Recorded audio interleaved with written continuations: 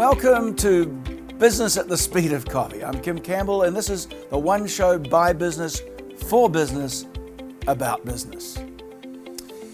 When you go to sleep tonight, there's a very good chance, if you're tossing and turning, or if you're sleeping with a deep slumber, the man I've got with you today is provided the bed you're sleeping on. Yes, it's Mr. Craig Turner from Sleepyhead Beds. Welcome, Craig. Thank you, What's Kim. it feel like being responsible for half a nation's sleep? Oh, mate, we make people sleep and they love it. There you go.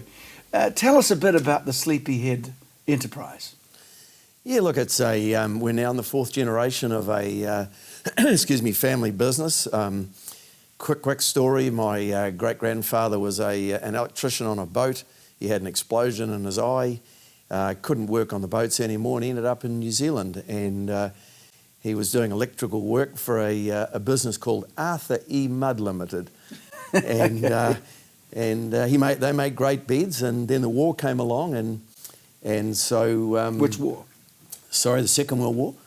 And so they were making beds for the war effort, Kapok mattresses, etc.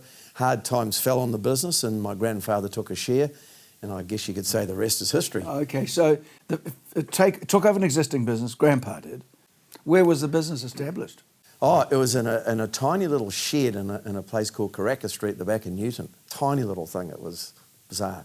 After school, you joined the business, presumably, and your brother? No, I went and did an engineering apprenticeship, and my personal story is that I finished my engineering apprenticeship and wanted to go overseas with everyone else who was doing overseas experience.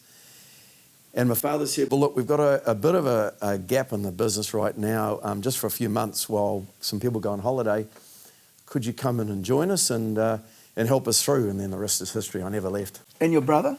Graham, he started out as doing cabinet making, and then he joined the business very quickly thereafter. And Graham started in the business packing legs when he was 8 years old. Family continuity of ownership is a sort of big topic, generally not done very well.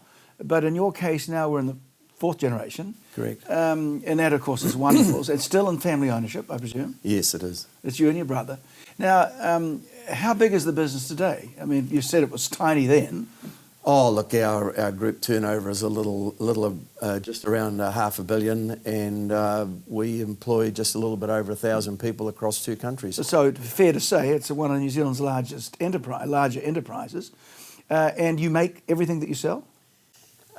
Yes, we do. We're a vertical operator, so we make our own polyurethane foam, our own springs. We're the only business in Australasia and one of only 3 in the world that does all that vertical integration, which we see as an essential part of the business. What sort of technologies are going on in this bed-making business? I imagine it's a big footprint to start with. Oh yes, huge footprints. And, I think the thing to understand is that Sleepyhead is where it is today, and now Sleepmaker in Australia is where it is today, leading the market in both countries. The simple reason for that is that we bring new technology to the market. So we investigate opportunities that come through overseas, and we put our own side to that and create things from that. So right through the ages, we've brought new things to the market. Now, if you're buying things from Asia, they'll invariably copy what someone's got, but we're already 3 or 4 iterations beyond that by that time. So things like right now, we're big into cooling. And cooling is a big thing for a lot of people, especially some women who are menopausal, etc., like that. And so we're cooling the bed itself. Cooling the bed itself, so that we're working to provide a much cooler story for people, and it's very effective. And other people just can't keep up. Is there mass customization, or do you make runs of certain colourways and store them? No, there's a lot of customisation. The industry currently requires a lot of customisation. So we don't make anything to stock. A little bit for Christmas time, we'll preempt some stock, but usually made to the customer's own requirements. Okay. How about online? I mean, everyone talks about the world's solutions are online. Is that going to affect the mattress business? Well, look, I think ultimately online's affected every business. I think it's naive of anyone to think it wouldn't, and of course it's affected ours. In fact, in the United States, it's literally cleaned out the sub 1,000 bracket of mattresses. They're quite incredible. Dollars? Yes, $1,000 for a mattress. That basically, the online story there is just incredible. It's happened in Australia as well, not so much in New Zealand, but it is coming. Our view on online is a little bit different because a little bit over 80% of the consumers that buy our beds will go online to do research or whatever about the product or where do I get them. Most people actually do want to go and try it. You know, what does it feel like? What is it, you know, how comfortable is it? And so the big thing for us and a big part of our drive right now is driving our website so that we get consumers on the website, give them the information, and then point them to our retailers so the retailers can take them on the journey and get them the right bed. And one of the biggest problems is actually getting a bed. Kim, you and I are different people. When we need different beds and our wives are often different, or partners are different, and so getting the actual bed for you is not as easy as some may think. So, and it's a complex journey. So we're trying to make that a lot smoother. Have you moved to any adjacencies like pillowcases and Manchester items or whatever? Oh, very much so. We provide that. The interesting thing is that they're important to people, but they're not actually the crux of it. The bed is really important. So we've, over the years, learned a couple of lessons that sticking to the knitting is really important. And shall we say, we're working very hard these days to make sure we stick to the knitting, which is getting people a good sleep. It would be my observation that you've worked very hard to keep your retailers alive. Oh, very close, very close. You know, over the years, we've just built very strong personal relationships with a lot of people, and they've got a huge amount of knowledge about, you know, what would this person need or that person need, and that's very difficult to get across on a website or anyway. And so we work and we spend a lot of time training, making sure they understand what goes inside, what people want to know. So we do a lot of research to understand what people are interested in and what are the things that we could do to make them sleep better. Well, it sounds to me the right kind of business. Focus, focus, focus, build and invest. So now this is your family business. You're funding it. You don't have any public shareholders. No, sir. But you continue to grow. And I know that one of the big projects was gained a lot of publicity recently. And it really helps me in this election year to talk about some of the issues that business is particularly interested in. And I think yours are a microcosm of very large issues. You've decided, I think, for growth reasons, to find a bigger home. And now we're talking about sleepy down in the Waikato. Tell us about that development, what drove the decision, and now the kind of obstacles that seem to be in your way in getting this done. Well, tell us exactly what the plan is. Yeah, well, look, where it all started from is that our business is growing, our exports are growing, and we've simply run out of space. We're in a very old factory in Otahu, and we've outgrown it. We've got 2 facilities in Auckland and very old. So we decided to start looking around a little over 10 years ago, and we've had 2 goes at it in Auckland, one in Wiri, which is where the Te Whero Water Centre is. Council has just basically said no, so we had to sell that. Then we went for another block of land. Feel with some justification? I mean, were you trying to do something? Your processes aren't particularly dirty, are they, or noisy? No, not at all. Look, my personal view is I don't think they understood what we were trying to do. You know, we employ a lot of people, and we were surprised, quite frankly. But really, when you're fighting City Hall, we make beds. And how big an area did you need really now to future-proof the business with some headroom? Well, we're looking now at the size of the site will be 100,000 square metres. So that's by New Zealand standards a big. Oh, it's a huge facility, but we're looking at that for growth, and I'll get on to productivity in a moment. But this was driven about by needing to relocate. We then went to Tidal Road. That didn't work either because of the layout and local housing. So we really did a rethink at that stage. One of the biggest problems we face today is staff. We're just really struggling to get people to come and work for us. And what has happened is that the cost of living in New Zealand in Auckland has got so high that our staff are just moving further and further out, and they're getting jobs down the road. And no matter what you pay them, they can't afford to live here. That's the problem. The bottom line, and the petrol tax in Auckland, in my mind, is ludicrous because it actually hit the people who can't afford it. It's just the most unfair thing that I've seen. And our people really have suffered from that. So we got to thinking, we need to address this more than just a new facility. We need to actually embrace our people and find out what it is that we could make it so that it's attractive for them to work on a long-term basis with us. Right now we have a number of families that we've had grandchildren come and work for us.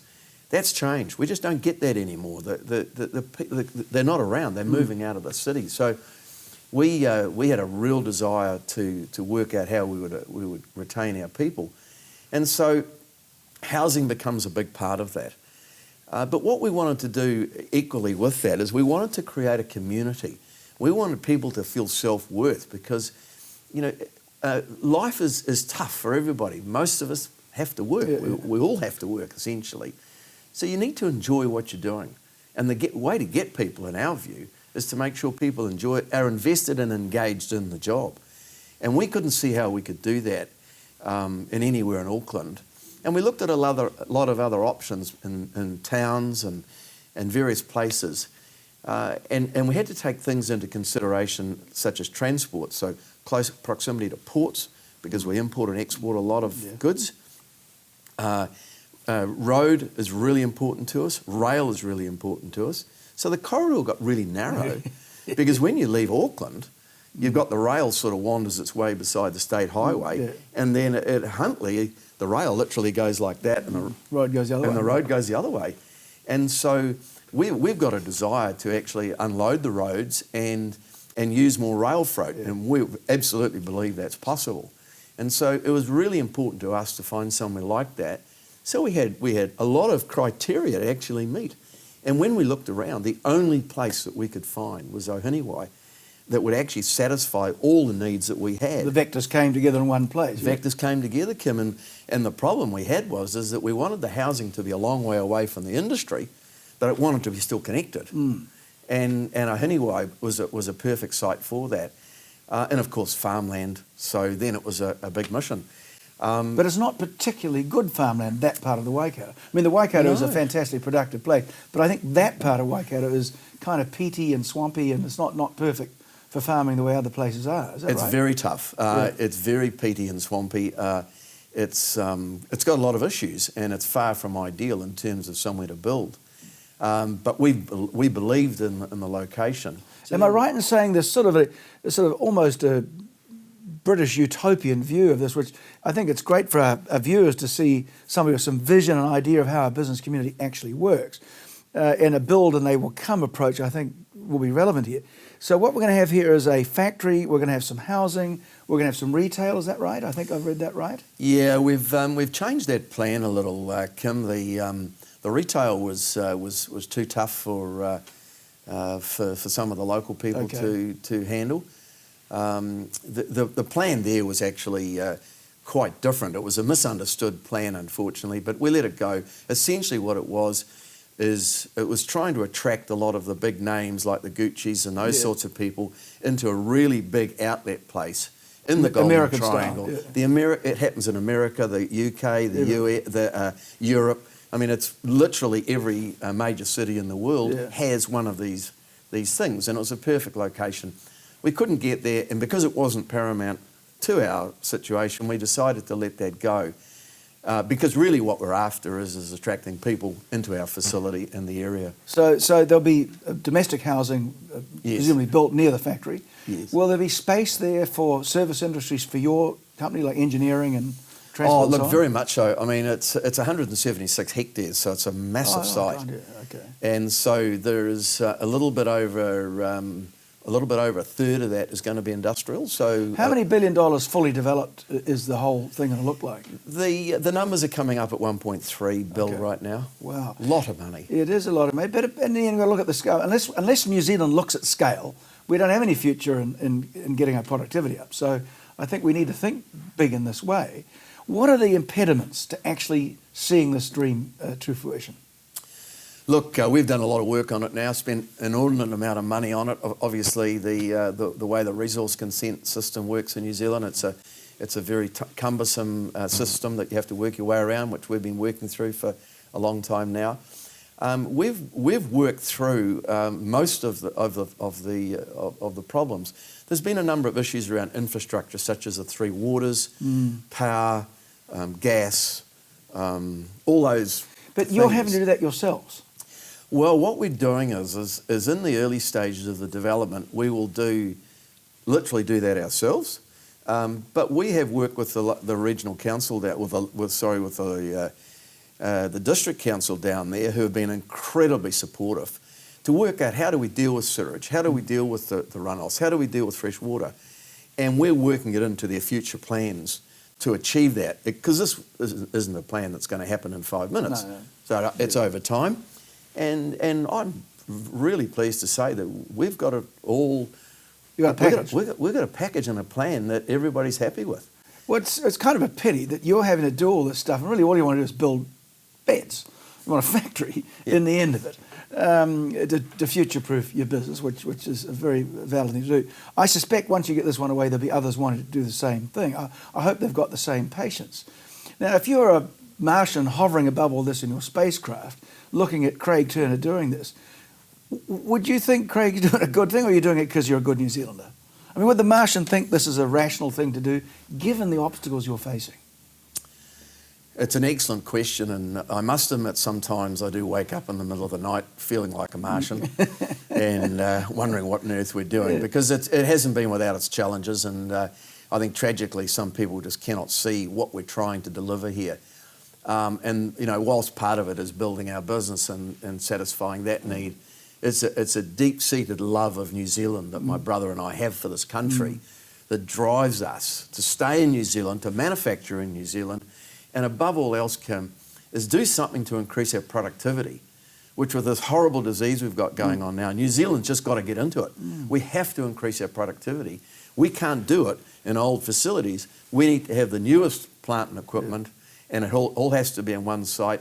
And a huge part of this development is actually training people. So we're working with the schools in the area to get more of the vocational aspect of it.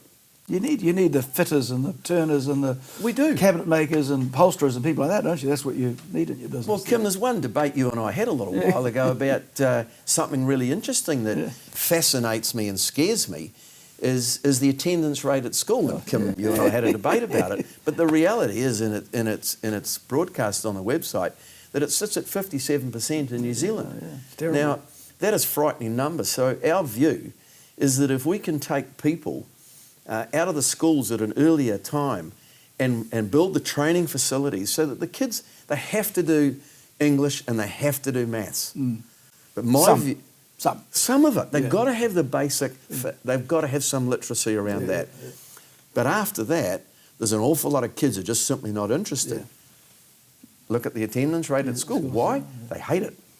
We have to change it.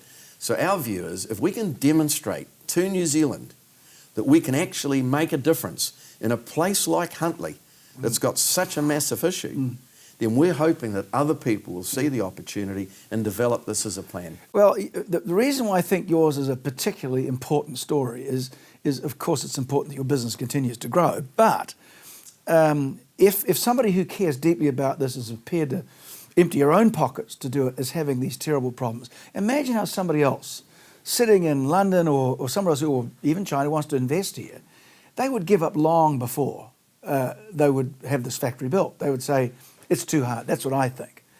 And I reckon that in every single section that you're ultimately going to sell, probably 30% of the cost is actually going to be friction, which is paperwork, arguing with people, trying to get something done in the end that you'll end up doing anyway.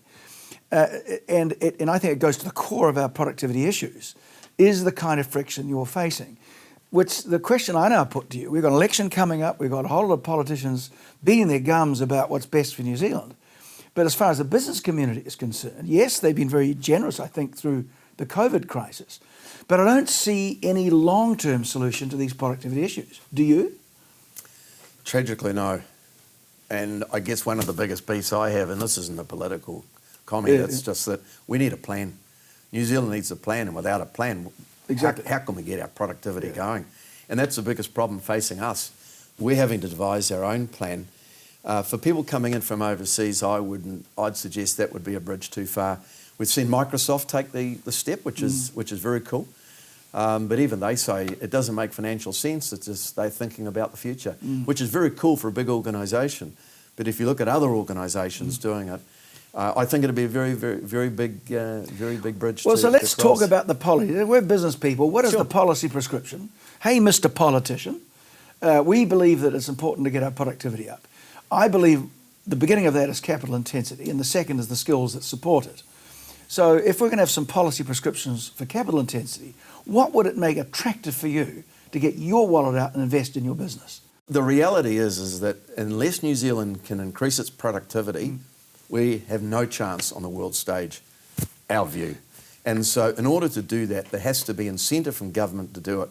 And we're not asking for freebies, but we're asking, we can't see why there isn't much bigger tax incentives for people to be able to do this.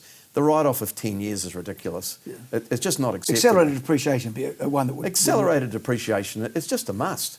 And for businesses who have a real opportunity to grow regions, there should be some help financially. People aren't asked after free money, but there should be some assistance that the government... The big problem now, of course, is that the interest rates are so low that it's not really the cost of the capital, it's the access to it. It's access. Yeah, and that's become very difficult. Yeah. The banks have got very nervous around this access to capital question. But so we need policies that increase productivity, and we need capital intensity. Well, that goes hand in hand with education. Yes. and the vocational issue, Kim. I feel that one of the big issues for us is we can't get people, and we struggle to understand that, given that there's so many people in New Zealand that can work and that don't work, and so many kids going through school that are just dropping out and falling through the system. It's not good enough. Is that the quality of the teaching itself, or is it what they think is going to happen at the end of it? No, absolutely not the quality of the teaching. We've dug deep into the educational side. Our teaching levels and standards in New Zealand are some of the highest in the world.